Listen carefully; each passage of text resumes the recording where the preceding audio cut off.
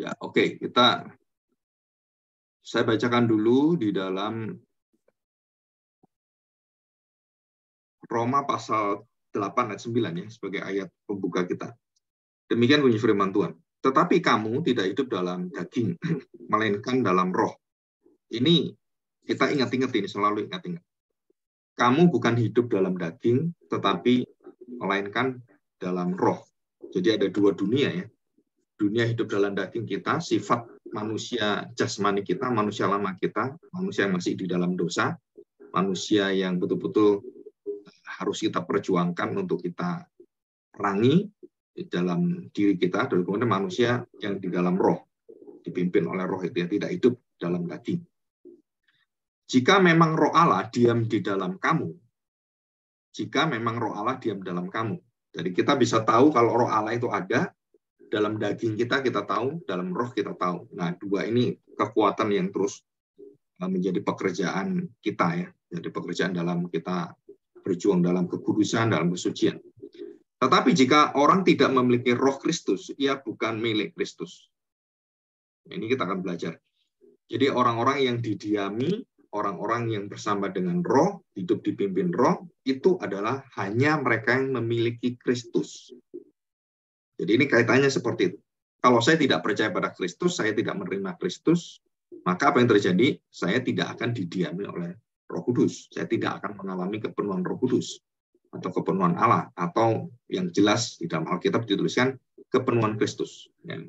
Mari kita berdoa. Bapa, kami bersyukur di hadapan-Mu hari ini.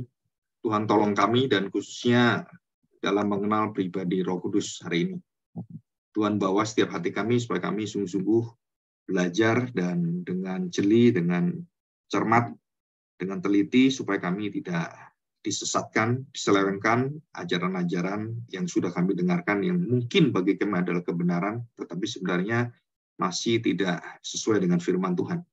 Tuhan berikan kami hikmat itu, dan biarlah Engkau sendiri, pribadi Roh Kudus, yang jarang sekali menjadi perhatian umat orang percaya, dan juga yang banyak diselewengkan, kami mohon pada Engkau, Allah Roh Kudus, kami supaya mendapatkan anugerah ini, sehingga Engkau yang sudah mendiami kami, yang kami seringkali tidak sadar, menyertai kami, menyanggupkan kami, menguatkan kami, dan mendukung kami, dan segala-galanya. Kami serahkan hati kami, bentuklah kami. Di dalam nama Tuhan Yesus, kami serahkan doa kami ini.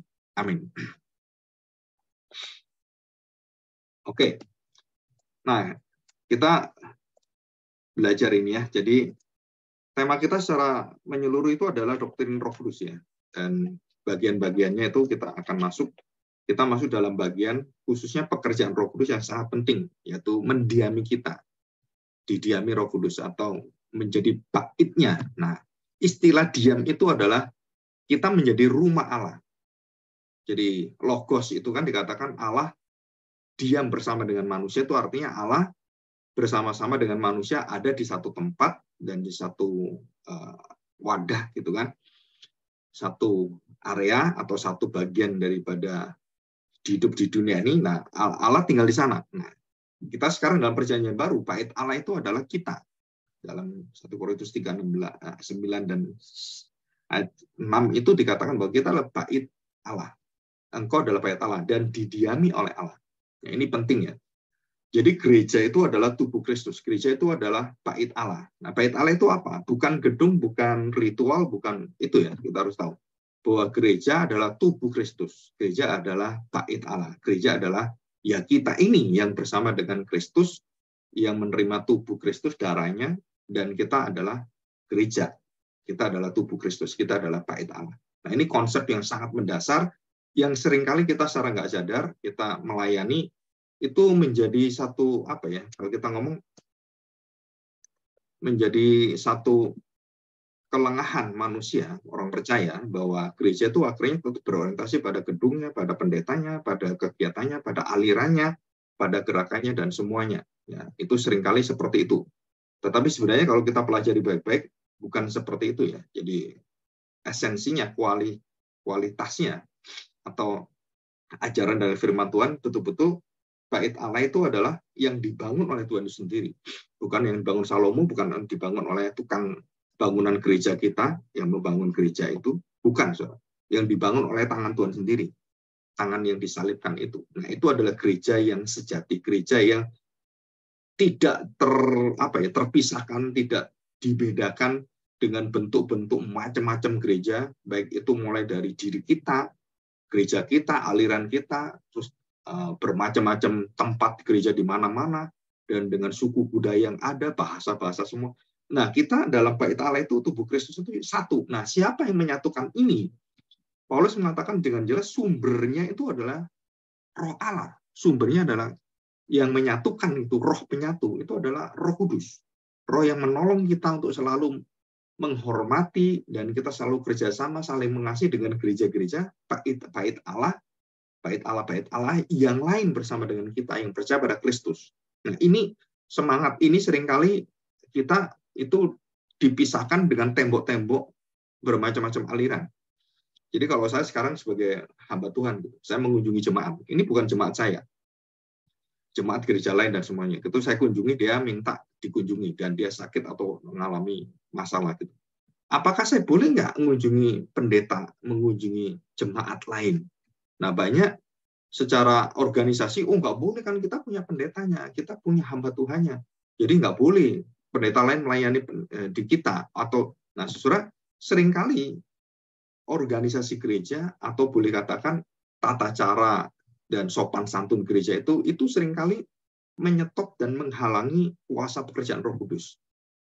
Jadi kalau jemaat saya dilayani orang lain gitu, dan dilayani dengan baik, dilayani dan diperkenalkan dengan pelayanan Kristus dan semuanya, saya tidak boleh dalam tanda petik melarang mereka, atau lebih dalam lagi adalah iri hati dengan mereka. Loh, kenapa, kan saya pendetanya, kenapa kamu melayani? Nah, saudara, kita lupa bahwa gereja itu bukan milik saya, gereja bukan milik pendeta.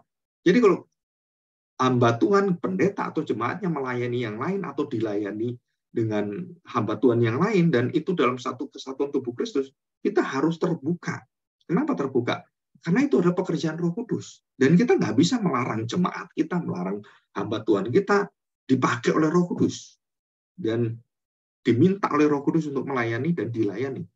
Ini kita harus tahu betul, karena bukan kepentingan pribadi saya, bukan kepentingan gereja kita, itu kepentingan adalah kepentingan kerajaan Allah. Ya, di sini. Nah, kemarin kita sudah membahas ya, jadi apa arti didiami? Nah, kita tahu bahwa dalam Roma pasal 8 ayat 9 tadi, orang-orang yang memiliki Kristus, yang percaya pada Kristus, yang mengakui Kristus pada saat dia percaya, nah saat itulah dia didiami oleh Roh Kudus. Jadi kapan itu? Diberikan saat keselamatan itu diterima oleh kita. Dengan iman kita percaya Kristus, baik itu secara hidupnya, matinya, dan kebangkitannya, itu kita percaya dan kita amini. Ya, dia Tuhan saya, juru selamat saya, menyelamatkan saya, dan dia menjamin saya tidak akan binasa. Nah, itulah Roh itu mendiami kita. Jadi pendiaman Roh Kudus itu terjadi pada saat Kristus Tuhan Yesus kita itu kita terima, kita percaya dengan iman kita. Nah, kemudian kita tanya, waktu kita percaya, saat kita percaya, dari mana itu kemampuan kita didiami Roh Kudus timbul dalam hati kita? Jawabannya jelas sekali. Roh itu yang memberikan kita. Roh itu memberikan kita kuasa, kemampuan untuk mengerti, percaya. Terus lebih dalam lagi, nah ya, kalau kita bisa percaya, itu sumbernya dari siapa? Tuhan Yesus mengatakan kepada Petrus, engkau adalah anak Allah yang Maha Kudus, yang diutus Allah, Maha Tinggi, gitu kan? Dan Tuhan Yesus mengatakan pada Petrus, itu bukan dari manusia, itu anugerah dari Bapa saya. Nah, jadi Tuhan Yesus, Roh Kudus, dan Bapa itu bekerja dalam iman kita. Bapa itu yang merancang, yang memulai segala sesuatu. Roh Kudus yang mengerjakan, dan kita dibawa percaya pada Kristus. Dan inilah disebut sebagai hidup yang didiami Roh Kudus. Kita menjadi milik Kristus. Kenapa menjadi milik Kristus? Karena kita percaya pada Kristus. Kita menerimanya. Kita mengakuinya, dan kita hidup mau serupa dengan Dia. Jadi Roh Kudus mendiami hidup orang percaya itu bukan cuman, ya pada waktu saya senang, saya rohani saya baik, kemudian nah Roh Kudus itu menjadi milik saya. Begitu saya berdosa, Roh Kudus keluar dari saya. Nah, ini konsep nanti kita bahas ya. dalam perjanjian lama. Hari ini kita bahas itu sebagai contoh. Jadi hidup orang percaya yang didiami Roh Kudus adalah didiami sekali dan terus-menerus. Ya, sekali artinya apa? Nggak diulangi. Jadi waktu kita percaya kita yang benar adalah percaya yang sekali untuk selamanya. Kenapa? Karena pekerjaan Kristus adalah pekerjaan yang sekali terjadi dan selamanya berlaku.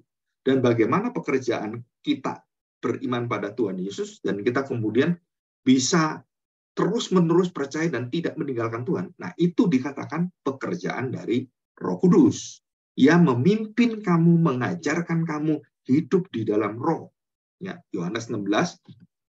Kita lihat Yohanes pasal 14 dulu ya. Yohanes 14 ayat yang ke pekerjaan Roh Kudus. Ya. Demikian bunyinya, ya. Nah, di sini. Sebab kerajaan Allah bukanlah soal makanan dan minuman, tetapi soal kebenaran, damai sejahtera, dan sukacita dari Roh Kudus. Ya, jadi itu kita ingat-ingat ya. Kebenaran, sukacita, damai dari Roh Kudus yang Tuhan berikan di dalam karya Kristus itu. Dan di dalam ayat yang ke-16, pasal 16, dikatakan di sini, ya, Yohanes pasal yang ke-14 ayat 16. Nah, aku akan minta kepada Bapa, dan ia akan memberikan kepadamu seorang penolong yang lain, supaya ia menyertai kamu selama-lamanya, yaitu Roh kebenaran. Dunia tidak dapat menerima dia, sebab dunia tidak melihat dia, dan tidak mengenal dia. Tetapi kamu mengenal dia, sebab ia menyertai kamu, dan akan diam di dalam kamu.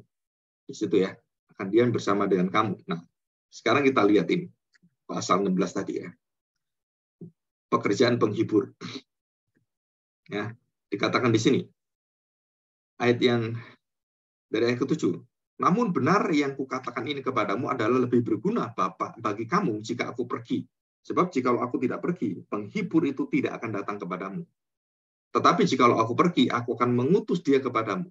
Jelas ini ya. Nah, untuk apa? Ayat 8. Dan kalau ia datang, ia akan menginsafkan dunia. Dunia itu orang berdosa ya. Jadi bukan orang percaya, orang berdosa, insaf saja. Akan apa? Akan dosa. Terus kemudian menuju kepada kebenaran, menerima kebenaran, dan akhirnya terakhir, dan penghakiman.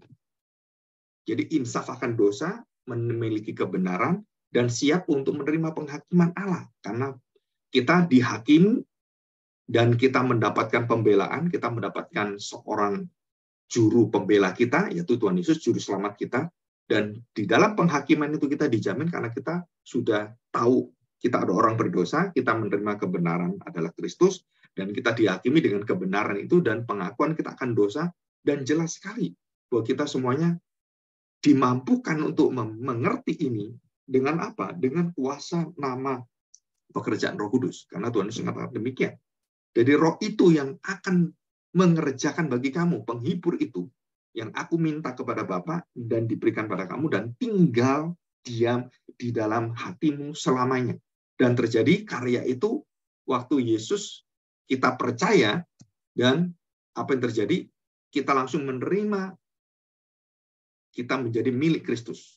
Dan kita menerima Roh Kudus, kita didiami oleh Roh Kudus, dan didiami sekali untuk selama-lamanya, terus-menerus. Ya, jadi ini jelas ya. Jadi dari mana datangnya, kapan itu kita terima, dan bagaimana pekerjaan Roh Kudus itu, dan bagaimana kita didiami, apa yang menyebabkan kita bisa didiami, nah itu semua sudah jelas. Ya, karena kita beriman. Beriman itu artinya apa? Kita mendengarkan, kita percaya, dan kemudian kita melakukannya. Itu namanya iman. Iman timbul dari pendengaran. Nah, kita akan lihat ini. Beberapa hal yang penting tentang kesalahpahaman orang tentang didiami oleh Roh Kudus ya. Nah, di sini kita lihat. Coba kita lihat didiami oleh Roh Kudus ya. Nah, oke. Nah, kita lihat ini ya. Nah, apa kesalahpahaman didiami oleh Roh Kudus itu? Nah, kita lihat di dalam 1 Samuel ya. Banyak orang mengatakan bahwa di dalam perjanjian lama, Roh Kudus bekerja itu keluar masuk, yang keluar masuk. Ini bukti ayatnya di dalam 1 Samuel 16 ayat yang ke-14. Dekat di sini, Daud di istana Saul. Tetapi roh Tuhan telah mundur dari Saul, dan sekarang ia diganggu oleh roh jahat yang daripada Tuhan. Jadi roh jahat itu roh Tuhan undur, datanglah roh jahat. Ya, roh jahat itu juga dari pekerjaan Tuhan juga yang mengizinkan dan memberikan, ya, kalau roh Allah tidak ada, otomatis roh jahat itu menjadi masuk di dalam hidup orang percaya, termasuk kita juga, termasuk Saul. Dan di dalam Mazmur pasal 51, juga dikatakan, Daud mengatakan kalimat yang sama, cuman artinya berbeda. Nah, kita bahas ini ya, supaya kita tidak salah mengerti bahwa Roh Kudus bisa keluar masuk dalam perjanjian lama. Dan itu banyak orang mengajarkan, dalam perjanjian lama, Roh Kudus itu bisa keluar, bisa masuk, tidak menetap. Dalam perjanjian lama, Roh Kudus itu tidak seperti perjanjian baru, yang tidak tinggal bersama dengan kita. Dia cuma menyertai kalau butuh saja, kalau kita membutuhkan saja. Nah, itu adalah salah satu pengertian yang salah paham, salah besar gitu ya. Nah, di dalam Mazmur 51 ayat yang ke-13 dikatakan di sini, janganlah membuang aku di hadapanmu. Artinya apa membuang aku waktu Daud berdosa itu? Daud merasa bahwa dosanya itu akan membinasakan dia. Kesadaran akan dosa seperti tadi, pekerjaan Roh Kudus, membuat dia sadar dan dia tahu kebenaran itu, firman Tuhan itu, dan dia menghadap pada Tuhan untuk dihakimi. Dia merasakan apa? Waduh, kalau seperti ini saya pasti binasa. Daud meminta supaya roh itu tidak meninggalkan dia dengan perkataan ini. Janganlah membuang aku di hadapanmu. Dan janganlah mengambil rohmu yang kudus, roh kudus ya, daripadaku. Nah, bedanya apa? Roh yang tadi mundur dari Saul dan roh kudus yang tinggal, yang menyertai Daud, dan terus Daud katakan, jangan lepaskan itu. Berarti Pak, kalau Daud mengatakan demikian, berarti roh kudus bisa meninggalkan, bisa melepaskan. Nah, saudara, itu adalah satu kondisi di mana dosa Daud yang akan menyebabkan dia berpisah dengan Allah, termasuk di dalamnya adalah dia satu-satunya penjamin dia meminta supaya roh Allah, roh kudus itu, yang dari Allah itu jangan meninggalkan dia. Jadi bukan berarti bahwa Daud akan ditinggalkan roh kudus. Bukan, saudara. Dia merasakan bahwa dia harusnya ditinggalkan roh kudus. Tetapi Allah tidak meninggalkan dia. Jadi ini kita bisa ngerti ya. Jadi waktu Saul, kenapa Saul, roh kudus itu mundur dari hidup Saul? Roh Kudus mundur dari hidup Saul itu bukan karena keselamatannya, bukan karena dia didiami oleh Roh Kudus, karena dia mengakui dosanya, bukan, karena dia menjabat sebagai seorang raja yang memimpin bangsa Israel. Dan dia harus disertai oleh Roh Kudus, walaupun hanya sementara, tapi itu dalam hal pengurapan karunia menjadi raja, karunia menjadi pemimpin gereja, karunia menjadi penatua, karunia menjadi seorang pendeta. Nah, saudara, itu bisa dilepaskan karunia-karunia dalam pekerjaan Tuhan itu. Waktu saya berkhotbah gitu kan, itu bisa khotbah saya nanti bisa tiba-tiba tidak memiliki kuasa sama sekali. Kenapa? Karena saya sudah tidak dipakai oleh Tuhan. Terus pelayanan saya juga sama. Kok rasanya pelayanan saya jadi begini ya? Nah, karena pekerjaan Roh Kudus itu undur dari saya. Jadi saya sendiri bukan orang percaya, tapi saya adalah orang-orang yang dipakai dengan kuasa Roh Kudus untuk membangun bait Allah. Saya tukang bangunan, saya disertai dan diberi karunia Roh Kudus secara khusus. Selesai, itu ditinggalkan. Kenapa? Karena itu berkaitan dengan pekerjaan-pekerjaan yang berkaitan dengan baik itu bait Allah, baik itu bangsa Israel, baik itu jemaat. Selesai, ya kita dilepaskan oleh Roh Kudus. Karena pekerjaan itu bukan pekerjaan yang berkaitan dengan pekerjaan di dalam Kristus, keselamatan. Jadi waktu Saul ditarik di dalam seluruh kehidupannya dan Roh Kudus mundur dari dia, itu bukan berkaitan dengan keselamatan. Bukan berkaitan dengan pendiaman Roh Kudus, bukan. Tapi itu berkaitan dengan pekerjaan pelayanan dia yang secara khusus menjabat sebagai raja bangsa Israel. Dan kita tahu bahwa Saul melakukan pekerjaan-pekerjaan memimpin bangsa Israel, tidak semuanya jahat, tidak semuanya itu melawan kehendak Tuhan. Tetapi waktu dia iri dengan Daud, nah di situ dia jatuh.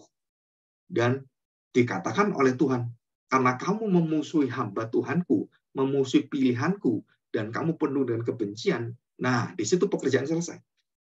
Roh Kudus mundur dari Saul, dan Roh Kudus kemudian memakai Daud dan mengurapi Daud menjadi raja. Jadi Daud itu sudah didiami oleh Roh Kudus, sudah mengenal Roh Kudus, mengenal Kristus, mengenal Mesias, dan dia sudah menerima itu dengan imannya, dan pekerjaan sebagai raja, dia perlu untuk diurapi. Saudara, bedakan ini ya, bedakan ini. Nah, di dalam ajaran-ajaran yang kita dengarkan, mereka tidak membedakan ini, dan mereka mengatakan, loh itu Saul itu, rohnya, roh Allah mundur dari dia. Jadi pekerjaan Roh Kudus itu tidak menetap. Jadi bisa keluar. Nah, saudara, di sini kita salah. Kenapa? Karena kita percaya bahwa Roh Kudus bekerja dalam karya pekerjaan keselamatan, pengudusan hidup kita. Itu sama persis. Perjanjian Lama, Perjanjian Baru itu tidak ada bedanya. Karena dia Allah yang tidak berubah. Allah yang sama, dahulu, sekarang, selamanya. Dan dia tidak pernah, oh kalau Perjanjian Lama kurang ini, Perjanjian Baru ditambah ini. Oh Perjanjian Lama itu kualitasnya rendah. Perjanjian Baru, oh, karena Yesus datang, wah dia lebih berkualitas. Nah ini, kesalahan-kesalahan seperti ini terjadi, dan sering saya dengarkan, baik itu di khotbah, baik ketemu dengan teman-teman, baik itu di dalam WA. Nah mereka sering bertanya, lupa ini buktinya kan roh itu mundur. Nah, karena kita kurang teliti, kurang mengerti firman Tuhan, kurang paham, dan menyelidiki firman Tuhan, jadi akhirnya pengajaran-pengajaran jadi kacau balau luar biasa. Dan kita mengatakan bahwa Roh Kudus dalam Perjanjian Lama, oh itu bisa keluar masuk. Dalam Perjanjian Baru itu menetap. Nah itu bedanya Perjanjian Baru. Salah besar, saudara. Roh Kudus tidak pernah keluar masuk di dalam keselamatan itu. Kalau dia menyelamatkan kita, mendiami kita, itu permanen dan terus-menerus selamanya. Nah itu pekerjaan Kristus yang ditanam oleh Roh Kudus, yang dianugerahkan oleh Roh Kudus. Jadi ada orang juga kesalahpahaman secara umum gitu ya.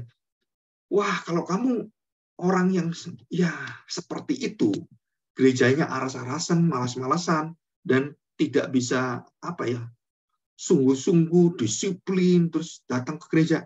Wah, kamu nggak bisa berbahasa Roh Kudus.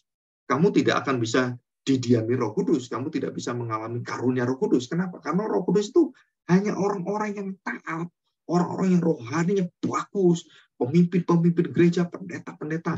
Nah, itu baru orang-orang yang mendapatkan hidup yang dipimpin oleh Roh Kudus, hidup yang dilayakkan oleh Roh Kudus.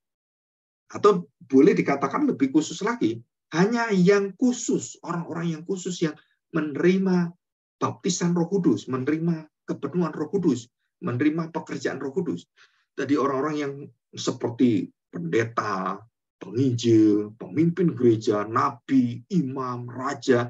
Nah, orang-orang itu yang ya boleh katakan dosanya itu kecil lah. Nah, ini baru Roh Kudus itu bekerja di dalam hidup mereka. Nah, setelah itu tidak benar sama sekali. Roh Kudus adalah roh yang akan menginsafkan. Apa artinya menginsafkan? Berarti kita itu orang nggak insaf, orang yang nggak sadar. Kalau orang nggak sadar, berarti orang yang tidak sadar itu orang yang di dalam dosa. Roh Kudus itu menyadarkan kita. Bukan Roh Kudus mendiami kita waktu kita, wah kamu bersih ya, kamu sudah benar, Roh Kudus datang gitu. Enggak, saudara. Pada saat kita berdosa itulah pada saat kita melawan Tuhan, pada saat kita di dalam kegelapan seperti penciptaan, di dalam kegelapan kacau balau bumi itu seperti hati kita. Dan Roh Kudus kemudian datang, memberikan terang itu, menguasai kegelapan itu, seperti hidup kita. Nah, di situ kita melihat bahwa orang-orang mengajarkan bahwa hanya orang-orang khusus, situasi khusus, ketaatan rohani yang baik. Nah, baru Roh Kudus itu datang, Roh Kudus itu berkarya. Justru itu salah besar. Kenapa? Roh Kudus berkarya pada saat kita berdosa, pada saat kita memuji Allah, pada saat kita melawan Tuhan, pada saat kita lemah, pada saat kita sudah tidak di jalan Tuhan, kita menjauh daripada Tuhan. Roh Kudus itu datang dan mengembalikan kita, menyadarkan kita, menginsafkan kita akan kebenaran, akan Kristus. Dan membawa kita takut dan gentar. Kenapa? Penghakiman Allah akan terjadi. Nah, itu semua pekerjaan Roh Kudus.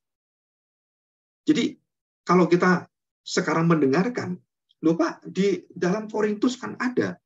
Di dalam 1 Korintus itu kan, tentang pekerjaan Roh Tuhan itu. Saya katakan, kita harus tahu bahwa di Korintus, Roh Allah itu bekerja. Karena orang-orang Korintus bukan orang kudus. Mereka banyak dosanya, banyak perzinahan di sana, banyak menyembah berhala, banyak menyalahgunakan pekerjaan karunia Roh Kudus dengan bahasa rohnya, dan dilarang oleh siapa ini Paulus, kalau kamu mau berbahasa roh itu ada caranya, ada aturannya. Roh Kudus itu roh tertib, roh yang tidak sembarangan orang yang akan dipakai dengan karunia-karunia itu, karena karunia itu adalah sementara. Saudara, karunia itu sementara, sedangkan didiami Roh Kudus itu selamanya. Jadi kalau saya sekarang punya talenta, wah saya bisa melayani Tuhan, saya bisa menghibur orang gitu kan. Nah, itu karunia. Dan karunia itu suatu waktu bisa hilang, bisa tidak dipakai oleh Tuhan. Kenapa? Dan waktu kita menghibur orang satu orang ini kok bisa ya? Saya menghibur orang itu nggak terhibur. Saya khotbah di tempat ini, wah orang itu bisa mendengarkan, orang itu bisa percaya, menyambut dengan baik. Khotbah di tempat gereja ini, kenapa ya kok nggak ada sambutannya? Kenapa mereka kok sepertinya hatinya tidak bergerak sama sekali? Nah, soal itu semua pekerjaan Roh Kudus. Jadi saya di tempat ini, hatinya dibukakan oleh Roh Kudus menerima firman. Di sini, hatinya ditutup oleh Roh Kudus. Dan waktu kita berkhotbah, mereka tambah keras. Saudara, itu pekerjaan Roh Kudus semuanya. Dan kita tahu ini adalah satu karya yang disalah mengerti. Oke, kita lihat. Apakah jemaat di Korintus yang sering kali dikritik oleh Paulus dan dimarahi, dan kemudian Paulus sampai mau murka kepada mereka? Apa yang menyebabkan? Saudara, karena hidup mereka begitu bercampur dengan seluruh kondisi kenajisan dunia. Nah, di dalam 1 Korintus 13, kita lihat ini ya, ayat 16, 1 Korintus 13 ya, kita lihat pekerjaan roh ini ya. Nah, perhatikan baik-baik ini ya. Nah, begini. Pasal yang ke 1 Korintus pasal 3, pasal 13 ayat 3. Demikian. Dan sekalipun aku membagi-bagikan segala sesuatu yang ada padaku, bahkan menyerahkan tubuhku untuk dibakar. Ya, untuk dibakar di sini. Nah, dikatakan bahwa jika aku tidak memiliki kasih, jika aku tidak mempunyai kasih, sedikit pun tidak ada faedahnya bagiku. Nah, terus kemudian Paulus, apa itu kasih? Apa sebenarnya kasih itu sebenarnya? Nah, Paulus mengatakan kalimat ini, kasih itu sabar, kasih itu murah hati, kasih itu tidak cemburu, kasih itu tidak menyombongkan diri, memegahkan diri, dan tidak membanggakan diri, ia tidak melakukan yang tidak sopan, dan tidak mencari keuntungan diri sendiri. Nah, ini penting. Orang yang disertai Roh Kudus itu tidak pernah mendahulukan dirinya. Ada pendeta gitu kan, dia senang pribadinya, senang dengan pekerjaan dia, cita-cita dia, dan kemudian gereja suruh ngikuti dia gitu, suruh mengikuti keinginan dia. Saudara, ini bukan pekerjaan Roh Kudus, ini pekerjaan roh setan. Seorang hamba Tuhan yang terus pribadinya itu menjadi pusatnya, cita-citanya menjadi pusatnya, keinginan jadi pusatnya, itu bukan pekerjaan Roh Kudus. Itu pekerjaan kedagingan dia dan pekerjaan dari roh kegelapan. Dan orang seperti ini tidak pernah memikirkan jemaat, tidak pernah memikirkan gereja, bagaimana rohani gereja, nggak pernah. Dia memikirkan kemegahan dirinya, dia memikirkan pekerjaan, wah saya mau dikenal orang, saya membangun ini, saya membangun ini. Saudara, itu begitu menjijikan di hadapan Tuhan. Saya seringkali memperingatkan hamba Tuhan yang punya hal-hal seperti itu, yang bukan untuk misi, bukan untuk hal seperti itu, tapi berpusat pada dirinya. Wah, itu bahaya sekali. Kenapa? Itu jangan kita memandang hamba Tuhan seperti ini sebagai hamba Tuhan yang kemudian menjadi patokan kita. Saudara, itu membawa kita dalam peperangan rohani yang luar biasa. Saudara, tinggalkan hamba Tuhan seperti ini. Kenapa? Karena tidak layak dia. Karena firman Tuhan mengatakan, kasih itu tidak mencari keuntungan diri sendiri. Ia tidak pemarah, ia tidak menyimpan kesalahan orang lain, ia tidak bersukacita karena ketidakadilan, tetapi ia bersukacita karena kebenaran. Dan yang paling luar biasa kasih itu, ada dua hal yang luar biasa. Ia menutupi segala sesuatu. Ia menutupi dosa. Kasih itu banyak mengalahkan dosa. Ia percaya segala sesuatu yang Tuhan katakan, mengharapkan segala sesuatu, dan sabar menanggung segala sesuatu. Nah, saudara perhatikan baik-baik. Jadi didiami oleh Roh Kudus itu adalah mewujudkan seluruh daripada kasih Kristus itu menguasai kita. Jadi orang-orang yang didiami Roh Kudus itu, dia akan memiliki kasih Kristus melebihi dari dosanya, bahkan mengalahkan dosanya.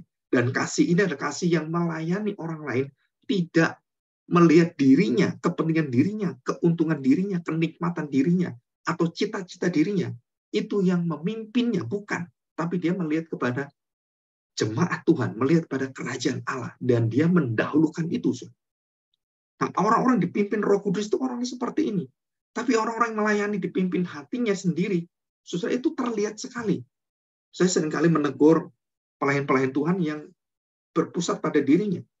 Jadi kalau pelayanan itu bukan hanya malas ya, tetapi juga tidak berpusat pada Allah. Pelayanan kita itu tidak menyenangkan hati Allah. Apapun yang kita lakukan. Ya, kasih itu menutupi banyak hal. Jadi kalau kita nggak senang dengan orang dalam pelayanan, saudara-saudara nggak bisa dipimpin seperti itu. Saudara harus bisa menerima dia.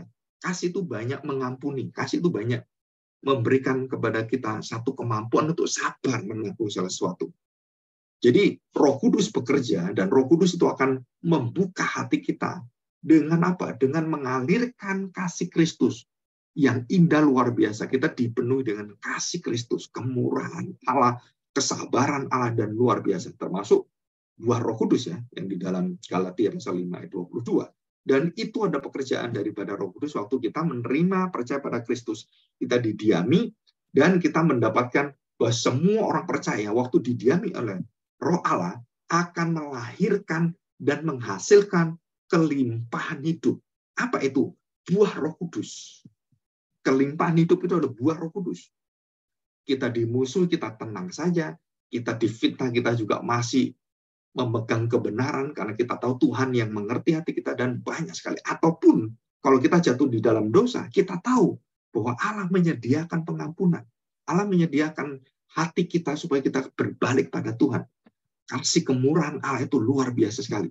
Jadi tidak ada satu kejadian, peristiwa, apapun, kekuatan, kuasa, dan pemerintah-pemerintah yang bisa memisahkan kita dari kasih Kristus.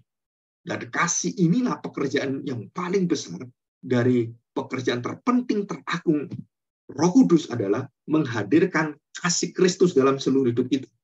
Maka Paulus katakan demikian. Ya, apa yang tidak bisa berakhir dalam hidup kita? Roh Kudus membuat nabi-nabi bisa bernubuat. Roh Kudus membuat kita bisa melayani. Roh Kudus bisa membuat Daud menjadi raja, Salomo menjadi raja, Saul menjadi raja. Roh Kudus bisa membuat imam Eli, imam Samuel, imam-imam seperti Elia, semuanya itu bisa menjadi imam, menjadi nabi. Kenapa menjadi imam, menjadi nabi, menjadi raja juga? Karena pekerjaan Roh Kudus di dalam segala hal itu.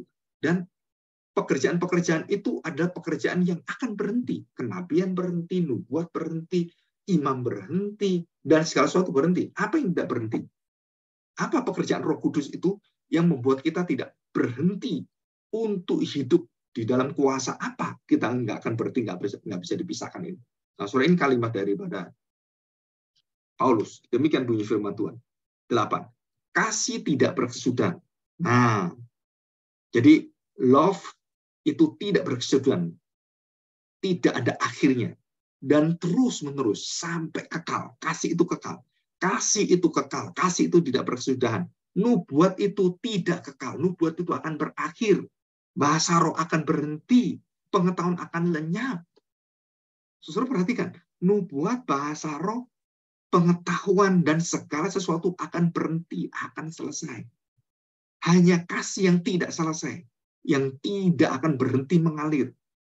9. Sebab pengetahuan kita tidak lengkap, tidak sempurna. Nubuat kita tidak sempurna. Jadi yang sempurna apa? Tetapi jika yang sempurna tiba, kasih Kristus tiba, maka yang tidak sempurna itu akan lenyap. Selesai. Jadi di antara ketiga kasih ini, ketiga hal ini, 1 Korintus 13 ayat 13. Demikianlah tinggal ketiga hal itu, yaitu iman, pengharapan, dan kasih. Ya, bukan karunia, bukan bahasa roh, bukan. Iman, pengharapan, dan kasih yang paling besar di antaranya ialah kasih. Nah, di sini. Jadi, kita sudah mengerti bahwa dalam perjanjian lama, waktu Tuhan mundur dari Saul, roh Tuhan mundur dari Saul, itu bukan berkaitan dengan Saul milik Kristus. Saul bukan milik Kristus. Saul bukan milik Allah. Dia hanya dipakai oleh Allah, dan roh Allah sementara memimpin dia, dan dia kemudian melawan Allah, dia menyembah roh-roh jahat, dia memanggil peramal-peramal tukang tenun, gitu kan? Dan dia jatuh dalam dosa, dan Tuhan tidak menyertai dia. Sedangkan Daud disertai oleh Tuhan. Dan waktu Daud jatuh dalam dosa, dan dia berzina, dia membunuh Urea, dia berzina dengan Batseba, istri Urea. Wah, dia begitu jahat. Bahkan lebih jahat daripada Saul, kalau kita lihat. Tetapi Tuhan menjamin dia, Tuhan tidak meninggalkan dia, dan Tuhan menyertakan semuanya janji-janji kepada Daud. Dan apa yang terjadi? Daud berkata, aduh, aku ini nggak layak. Aku ini harus mati, aku binasa. Tapi Tuhan, karena kemurahan-Mu, karena kasih-Mu, dan dia meminta supaya roh itu, roh yang memberikan dia kuasa untuk mengerti kasih Allah itu, Tuhan, jangan tinggalkan, jangan buang aku, dan jangan lepaskan aku, jangan meninggalkan roh itu dari hidupku. Nah, saudara, kita di sini mengerti gitu ya. Kenapa mengerti? Bahwa Roh Kudus di dalam Perjanjian Lama, kenapa keluar masuk? Karena penyertaan pekerjaan khusus, pelayanan-pelayanan yang khusus, menjadi raja, menjadi imam, dan pekerjaan itu selesai. Tapi di dalam Perjanjian Baru, Tuhan mengatakan bahwa dalam Perjanjian Lama juga, bahwa Roh Allah yang mendiami kita itu tidak pernah meninggalkan kita. Daud tidak pernah ditinggalkan. Salomo tidak pernah ditinggalkan. Abraham tidak pernah ditinggalkan. Bahkan Nuh tidak pernah ditinggalkan. Dan Yakub tidak pernah tinggalkan, Ishak dan bangsa Israel tidak pernah ditinggalkan.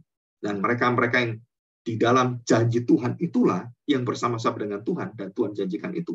Dan kita menerima satu pekerjaan, kita menerima pekerjaan Roh Allah mendiami kita sekali dalam karya Kristus itu, dan berlanjut dalam bentuk present.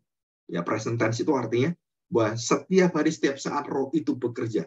Dan saat kita percaya, dan saat itu menjadi saat terus. Jadi hari ini menjadi hari ini, hari ini, hari ini.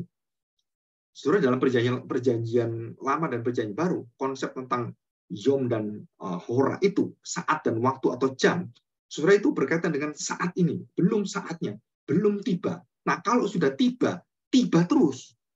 Artinya tiba terus apa? Hari ini, besok jadi hari, besok hari ini, yang masa lalu saya juga hari ini, dan setiap hari adalah hari Tuhan. Setiap hari kita lewati itu hari milik Tuhan. Hari lepas hari adalah hari di mana kita disertai oleh Roh Kudus. Jadi Roh Kudus menyertai kita, tidak membutuhkan hari Senin, Selasa, Rabu, Kamis, Jumat, Sabtu, Minggu, dan seterusnya. Roh Kudus menyertai kita. Harinya Roh Kudus adalah hari selama-lamanya, hari yang kekal menyertai kita. Wah, saudara, kalau kita belajar ini, wah, ini luar biasa sekali. Kenapa? Jadi kita disertai oleh Roh Allah, harinya Tuhan masuk dalam hari kita, saatnya Tuhan masuk dalam diri kita. Dan artinya hari Tuhan bukan hari Senin, Selasa, Rabu, Kamis, Jumat. Hari Tuhan adalah selalu hari ini, selalu hari ini, selalu hari ini, selalu hari ini, dan selama-lamanya hari ini. Jadi kalau Tuhan mengatakan, aku memanggil engkau, aku memilih engkau, aku mencintai engkau, itu adalah sekali untuk selamanya. Karena Allah tidak memilih salah. Allah tidak memilih dengan dia kemudian, oh keliru saya. Karena saya pilih kamu, kok kamu berdosa seperti itu. Enggak, Allah tahu waktu dia memilih kita, dia tahu segala kelemahan kita. Dan Roh Kudus disertakan bersama dengan kita, tinggal dalam diri kita. Dan seluruh kehadiran Kristus, karya Kristus, hadirat Kristus, kematian karyanya, pekerjaan, pengetahuan, pengajarannya, pelayanannya, seluruh hidupnya bersama dengan kita. Barulah Roh Kudus menguduskan kita. Dalam perjalanan hidup kita, kita dipenuhi dengan kepenuhan Kristus. Dan Roh Kudus memenuhi kita dengan apa? Dengan kepenuhan Kristus. Nah, saudara, di sini kita belajar. Jadi kalau ada orang mengatakan Roh Kudus keluar masuk, saudara bisa menjawab, kenapa? Yang keluar masuk bukan soal keselamatan, bukan soal jaminan, tapi pekerjaan-pekerjaan khusus, karunia-karunia khusus. Dan bisa ditinggalkan Tuhan. Dan itu tidak permanen. Nah, maka saudara, dalam Perjanjian Baru, bahasa roh, nubuat yang banyak orang senang itu, saudara perhatikan, itu bukan pusat menjadi fokus kita. Yang menjadi fokus kita itu apa? Iman, kebenaran, nubuat, dan semuanya. Itu berhenti. Yang tidak berhenti, yang kekal adalah kasih Kristus. Kristus inilah yang kita beritakan. Bukan nubuatnya, bukan mujizatnya, bukan. Saudara. Kita memanggil orang untuk datang pada Kristus. Kasih Kristus yang kita terima. Saudara, di sini, orang mendapatkan kasih, orang mendapatkan mujizat, bukan mendapatkan kasih. Orang yang mendapatkan kesembuhan, bukan mendapatkan kasih. Saudara. Itu bagian daripada kecintaan Tuhan, kemurahan Tuhan. Tapi orang yang dijamin dengan kasih, disembuhkan atau tidak disembuhkan, dia bisa melakukan atau tidak bisa melakukan, dia bisa dikagumi orang atau tidak, kalau dia mendapatkan kasih Allah. Saudara, itu adalah jaminannya dia. Jadi kalau orang-orang merasakan begini, wah saya nggak ada Roh Kudus, kenapa? Saya nggak bisa berbahasa roh, saya nggak bisa punya karunia, saya nggak bisa begini. Saudara, itu salah besar. Kenapa? Karena didiami Roh Kudus. Bukan karena saya bisa bahasa roh, Roh Kudus datang pada saya. Bukan, saudara. Dan bukan juga kalau saya dipenuhi oleh Roh Kudus, artinya bahwa saya harus bisa berbahasa Roh Kudus. Kalau tidak, saya tidak dipenuhi Roh Kudus. Bukan juga, saudara. Karena dipenuhi Roh Kudus adalah kita percaya kepada Kristus. Jadi bukan masalah saya bisa melakukan ABC, bukan, saudara. Jadi ini bukan soal perbuatan pelayanan kita, bukan soal perbuatan baik.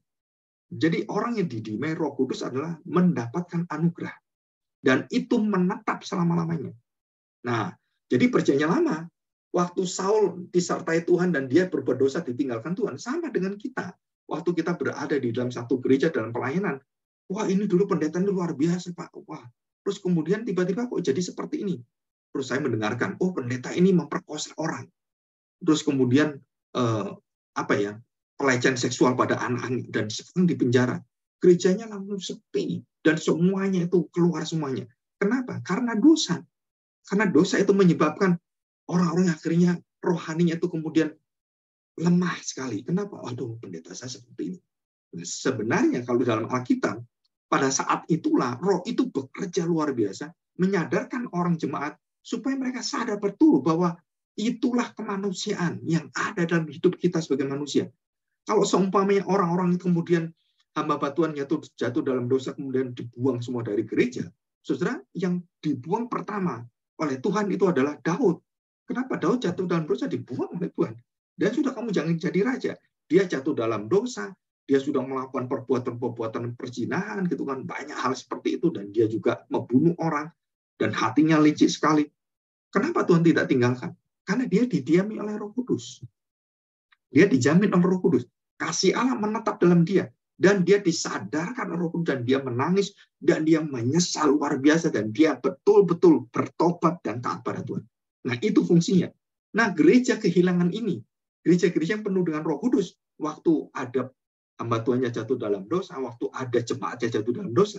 Roh Kudus itu membuat mereka bisa menerima sabar dan berdoa supaya diberikan pertobatan. Loh Pak, kalau sudah bertobat gimana? Terima kembali. Ya, dia menjadi pendeta kembali, dia menjadi raja kembali. Seperti Tuhan tidak memutuskan dan kemudian memecat Raja Salomo, Raja Daud waktu jatuh dalam dosa. Enggak, dia tetap jadi raja. Ini yang sangat sulit sekali. Ini semua pekerjaan Roh Kudus. Kok saya bisa ya menerima? Berarti kamu diberi rohmu, rohanimu itu diberi kemampuan untuk bisa mengerti ini. Pak, saya nggak bisa terima. Saya keluar. Wah, saya dulu kagum dengan pendeta ini, khotbahnya luar biasa. Wah, jatuh dalam dosa. Saya pindah gereja aja. Kamu pikir pendeta di gereja-gereja lain tidak ada dosanya? Sama berdosanya semua. Kalau kita mencari gereja sempurna, nggak ada. Tapi kalau kita mencari Kristus di dalam gereja-gereja yang tidak sempurna itu, ada di sana. Nah, ini pekerjaan apa? Pekerjaan Roh Kudus. Menginsafkan kita, menyadarkan kita tentang kebenaran dan bagaimana kita akan dihakimi. Jadi kita sudah mengerti bahwa Roh Kudus tidak keluar masuk di dalam soal keselamatan baik dalam perjanjian baru atau perjanjian lama. Ya, itu yang pertama. Yang kedua, Roh Kudus mundur dan tidak sementara dalam perjanjian baru, sama tidak sementara. Dalam hal apa? Pengurapan, dalam hal pemakaian dan secara khusus, pekerjaan-pekerjaan secara khusus. Yang selesai dia ambil. Setelah itu bisa karunia-karunia ada. Menasihati, berkhotbah, itu semua karunia dan bisa dicabut oleh Tuhan. Wah, ini mengerikan sekali. Iya, betul. Ya, ini kita tahu dan itu bisa selesai. Menjadi raja, menjadi imam, semua bisa selesai. Bernubuat bisa selesai, menjadi nabi bisa selesai, kemudian berbahasa roh bisa selesai, dan semua bisa selesai. Dan kasih yang tidak bisa selesai. Kasih Allah mengalir dalam diri kita. Nah, itu yang menjadi kekuatan bahwa Roh Kudus bekerja dengan sangat kuat sekali membawa kita menerima kasih Kristus. Ya. Didiami oleh Roh Kudus artinya apa? Roh Kudus menjamin kita dengan kasih Kristus yang tidak akan berhenti selama-lamanya. Ya, oke, saya pikir cukup sekian. Kita masuk dalam doa ya. Kalau ada pertanyaan nanti bisa